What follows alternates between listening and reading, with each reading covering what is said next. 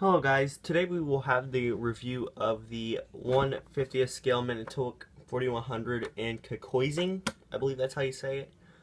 This is one of the 3 special liveries that they released in these, for the 4100 at least, excuse me. Now before I get into the review, I want to say this, I do apologize for any mistakes I make in it because number 1, this is the biggest review I've ever done, and 2, I'm not the biggest crane expert, so now then, let's dive into the review. Let me grab something real quick that I need for the review. So, let's get into it. Here you can see you have your crawler tracks. These are probably the best crawler tracks I have ever seen. And one nice thing, though, is the fact that this is a chain-driven machine, obviously since it was from the 60s. And one nice thing, if you roll the tracks, you can see the chain actually goes with it, so it's very realistic, which is great to see that they did that. The tracks are amazing on it. Best model tracks. They do have a tensioner on them, and it works perfectly, and it has the right amount of tension in it. These are about CCM quality tracks. If you have a CCM 385 or 390, you know that.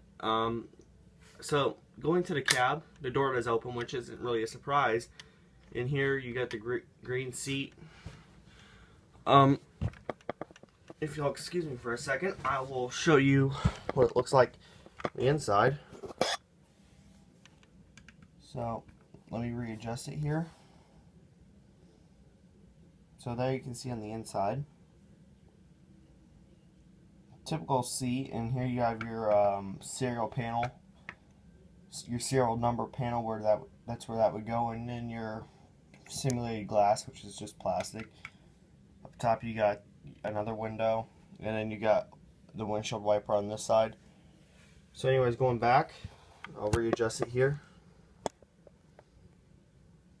On the door you have Manitowoc and all the logos on it, all the danger and lift capacity, and of course the model number, which is 4100W.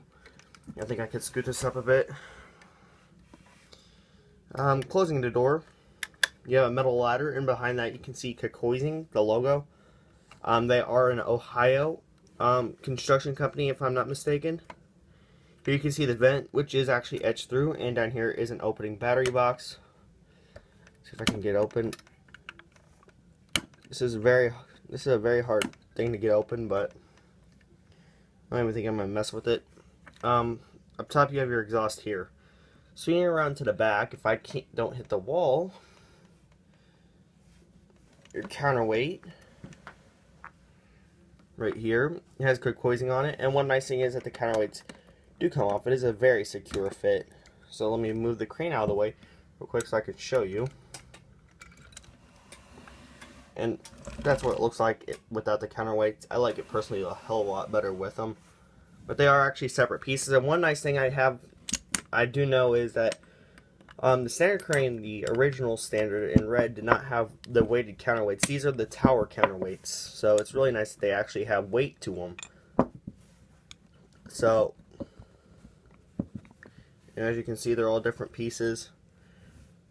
Very nicely weighted. And these are the cheek weights. They're very secure fit, so you don't have to worry about them falling out. But I just love the fact that they actually added weight to them. And actually, this is the A-frame support back here, and this is where the 2 lines for the equalizer would come out, which is this one and this one.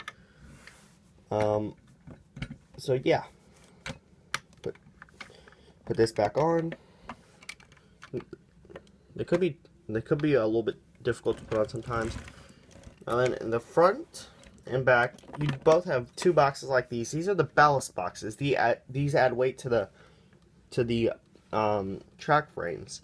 Now originally they come weightless, but since I had the extension kit, the extension kit comes with these, and these are actual weights that you put into them.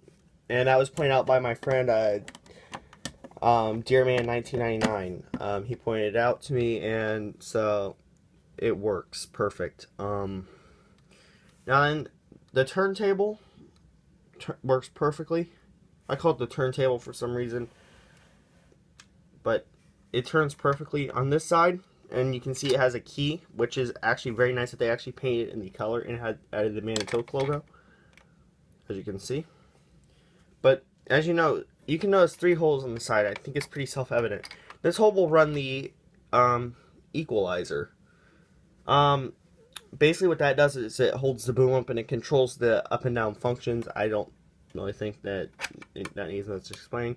But this compartment opens and it reveals the engine. It has plenty of hydraulic lines in it. Try to get where you guys can see it, but yeah. Again, Kokosing, or whatever, however you say it. This hole will control the main hook, and I'll show you that. Move it over here. But anyways, it controls the main hook.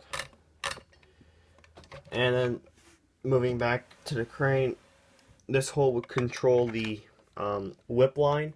Now I have the whip line running off the tip of the boom, which isn't correct. Usually you'd have a jib piece that looks like this. This is the jib piece. Run off the top of it, and I'll show you where it would go. And you'd run the whip line off of that. I'm going to get a new jib piece in, and I'm going to paint it all black so it will match. So, yes. Now, this door here does open, and it does reveal a drum, which actually does work. So, and there you can see the tip of the, or the base of the boom, excuse me. Now comes the harder part for me, where I have to actually pick up the camera and show you the rest of it. You'll have to excuse me if it is a little bit shaky. So here's the A-frame and the gantry. I'm not the biggest expert on cranes. Here's the equalizer right here. It's held into place by pins. I know.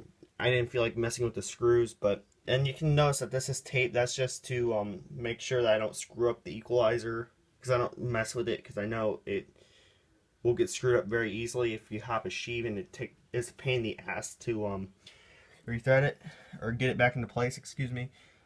Here is the drums.